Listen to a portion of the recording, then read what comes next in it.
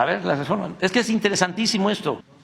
Reformas, pero esas son las 19 más importantes. Esas nada más son las. Y luego les dejo de tarea a ustedes que me digan cuáles reformas hicieron los gobiernos del PRIAN en beneficio del pueblo. A ver si me encuentran una. Miren, en mayo del 89, al inicio del gobierno de Carlos Salinas, el PRI y el PAN avalaron el Plan Nacional de Desarrollo 1989-1994, que permitió la venta de importantes empresas públicas al sector privado. El 27 de junio de 1990, el PRI y el PAN reformaron el artículo 28 constitucional para entregar bancos que eran propiedad de la nación, eliminando el párrafo que reservaba al Estado la prestación del servicio público de banca y crédito. Esto para los jóvenes, porque el que nació en el 90 tiene ahora, ¿cuántos años? 33. Es el 6. El 6 de enero de 1992, el PRI y el PAN modificaron el artículo 27 constitucional para poner a la venta las tierras ejidales. El 6 de mayo de ese mismo año, los legisladores del PRI y del PAN cambiaron la ley minera para entregar concesiones a particulares hasta por 50 años para la explotación de oro, plata y cobre. Eliminaron los límites de la superficie que podría ser concesionada. Derogaron el impuesto a la extracción de minerales. Es decir, décadas estuvieron las mineras sin pagar impuestos por la extracción de minerales. Esto no sucedió en ningún país del mundo, el no pagar los impuestos por la extracción de minerales. Derogaron el impuesto de extracción de minerales y dieron lugar a la privatización de unidades y plantas mineras del sector paraestatal, como fue el caso de la histórica mina de Cananea. Era una mina del sector público y con Salinas, con el apoyo del PRI y del PAN, se entregó a Grupo México. En ese sexenio además se entregaron 6.600.000 hectáreas de reservas mineras nacionales que existían a 3 consorcios, Peñoles, Grupo México y Carso. Y esta misma política continuó hasta el 1 de diciembre de 2018, hasta que llegamos. No hemos entregado una sola concesión desde que llegamos. En 36 años se concesionaron 90 millones de hectáreas, es decir, 45% del territorio nacional para la explotación minera. Ni siquiera en el Porfiriato se llevó a cabo una enajenación de suelo patrio tan descarada. Y vaya que con Porfirio se despojó a los pueblos originarios de sus tierras, se crearon las llamadas compañías deslindadoras, todo lo que eran las tierras comunales se declararon tierras nacionales y se vendieron a precios muy bajos a los grandes terratenientes. El 22 de diciembre de 1992, los legisladores aprobaron una ley de secundaria, esta es muy interesante, también con Salinas, que a contrapelo de la Constitución permitió a empresas privadas, principalmente extranjeras, generar energía eléctrica. Hoy tales empresas le venden a la Comisión Federal de Electricidad o a particulares el 46% de la energía eléctrica que se consume en el país a precios elevadísimos. O sea, ¿qué hacen con esto? Esto es muy importante para los constitucionalistas. Esto es una violación flagrante a la Constitución, porque lo que hicieron fue que reformaron una ley secundaria y la Constitución prohibía que particulares generaran y distribuyeran energía eléctrica.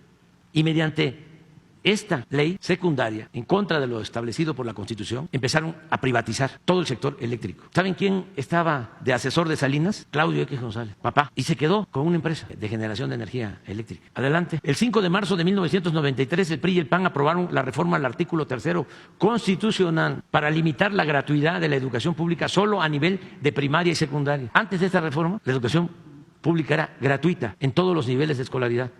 ¿Qué hicieron con la reforma? Acotaron la gratuidad, nada más, a educación básica. Y pusieron al mercado, como si fuese una mercancía, la educación media superior y la educación universitaria. ¿Quién era secretario de Educación? Ernesto Zedillo. Desde entonces empezaron a rechazar a los jóvenes, con la mentira, el pretexto de que no pasaban el examen de admisión, cuando en realidad es de que no destinaban presupuesto a la educación pública porque querían que creciera el número de escuelas, sobre todo de nivel superior, del sector privado. Esto tiene también que ver con la reforma posterior a la educación. Yo no estoy en contra de la educación privada. El que tiene para pagar una escuela privada lo puede hacer, está en su derecho. Pero el Estado está obligado a garantizar la educación pública, gratuita, de calidad, en todos los niveles de escolaridad. La educación como la salud no son privilegios, son derechos del pueblo. ¿Qué pasó con esta política? Pues aumentó la matrícula de las escuelas privadas. Al principio, cuando empezaron a proliferar las universidades privadas, creció la matrícula. Pero llegó un momento en que se estancó, porque ¿de dónde iba a sacar la gente dinero para pagar colegiaturas por muy baratas, de 3,000, de 5,000 pesos mensuales? Un hijo de campesino, un hijo de obrero, ¿de dónde? El 18 de marzo del 95, la mayoría del PRI en la Cámara, esto fue lo de que hablábamos de la Roque Señal, aumentó el IVA del 10 al 15%. El 12 de mayo del 95, el PRI y el PAN reformaron la ley reglamentaria del servicio ferroviario, PRI-PAN, para privatizar Ferrocarriles Nacionales de México y venderlo a empresas nacionales y extranjeras. Tan descarado fue este atraco que al terminar su sexenio, el expresidente Ernesto Zedillo se fue a trabajar como asesor del Consejo de Administración de una de las empresas que se quedó con la mayor parte de la infraestructura ferroviaria del país. Como esto pasó en el 95. ¿Cuántos años tienen ahora los jóvenes que nacieron en el 95? 28. El 23 de mayo de 1996, el PRI y el PAN aprobaron la ley del sistema de ahorro para el retiro, las AFORES, que se entregaron de esa forma a operadoras financieras privadas nacionales y extranjeras.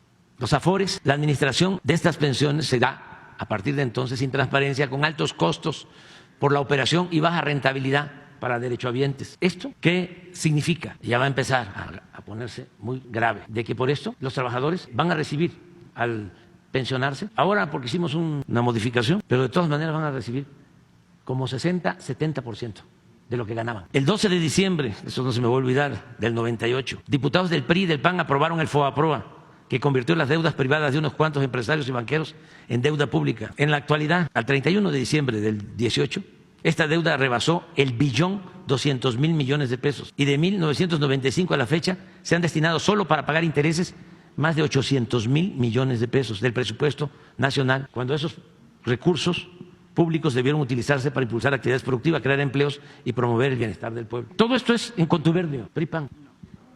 El 24 de octubre, el 8 de diciembre de 2005, ya durante el foxismo, el PRI y el PAN reformaron la ley del impuesto sobre la renta para conceder a las grandes corporaciones económicas y financieras el privilegio de diferir el pago de impuestos hasta por el 100% de sus contribuciones. Una vez consumado el fraude electoral de 2006, el 22 de marzo de 2007, el PRI y el PAN modificaron la ley del ISSSTE, esto fue la maestra Elbester con Felipe Calderón, y entregaron las pensiones de los trabajadores al servicio del Estado a los intereses de los banqueros. Es lo mismo, cuando empiecen a jubilarse, a partir de esta ley, los maestros van a recibir la mitad de su sueldo. El 13 de septiembre de 2007, los mismos legisladores del PRI y del PAN aprobaron un paquete fiscal que incluyó la creación de un impuesto empresarial de tasa única y el impuesto del 2% en efectivo, que más tarde aumentaron al 3%. El 24 de octubre de 2008 aprobaron la Ley de Petróleos Mexicanos para dar lugar al otorgamiento de contratos incentivados a empresas privadas. El 2 de diciembre de 2012, al día siguiente de haber tomado posesión de la presidencia, Enrique Peña Nieto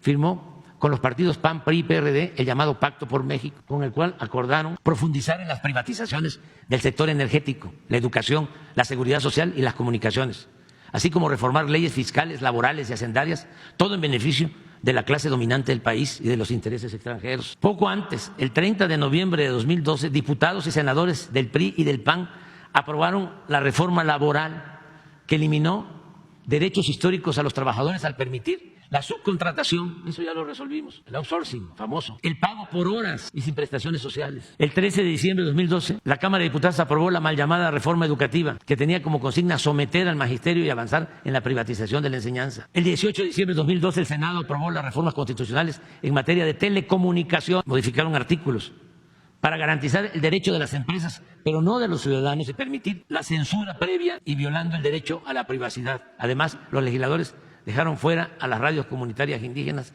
y a los derechos de las audiencias. La Ley Federal de Telecomunicaciones creó el Instituto Federal de Telecomunicaciones para evitar el monopolio, para evitar que en las telecomunicaciones no hubiesen monopolios. ¿Sí? Para eso fue. Le llaman agentes preponderantes. Si me permite otra pregunta, presidente. A ver, deja que yo termine. Ya estamos terminando. ¿A dónde vamos? En octubre del 17, el Senado aprobó nuevos cambios a la Ley de Telecomunicaciones. El 17 de octubre del 13, la Cámara de Diputados aprobó la reforma hacendaria, que significó cobrar más impuestos a la mayoría de los contribuyentes, manteniendo los privilegios, súbele, hasta ahí, fiscales para las grandes empresas y los bancos. No conformes con el avance de las privatizaciones del petróleo mexicano y la Comisión Federal de Electricidad, el 11 de diciembre de 2013, los senadores del viejo régimen aprobaron la reforma energética para entregar el 20% del potencial petrolero del país a empresas particulares, nacionales y extranjeras. En fin, esto no. Díganme si este contubernio no operó al servicio de los potentados. Todas esas reformas a la Constitución fueron para beneficiar al pueblo. Nada. Tomaron por asalto al gobierno, secuestraron a todos los poderes, crearon una república simulada. Y parte de esto es lo del Poder Judicial.